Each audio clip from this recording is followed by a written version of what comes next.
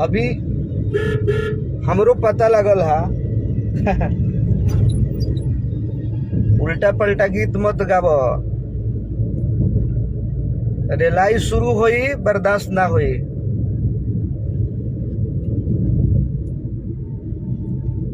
ठीक ना। काम में तो व्यस्त हमनी के रही जाए। यहाँ 5-6 रोज से काम ही चला था दिल्ली में। अभी हमने फिर 4 बजे फ्लाइट भी बा। अभी एयरपोर्ट ही निकला था नहीं, 4 बजे फ्लाइट बा।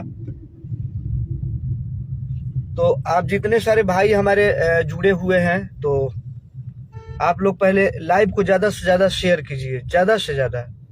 जितने सारे भाई देख रहे हैं,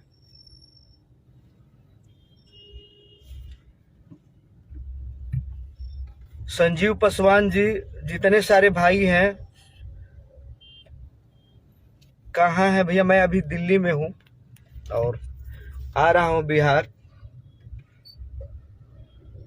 शाम को 4 बजे फ्लाइट है, तो आ रहा हूँ। कैसे हैं भैया? भाई जी मैं ठीक हूँ।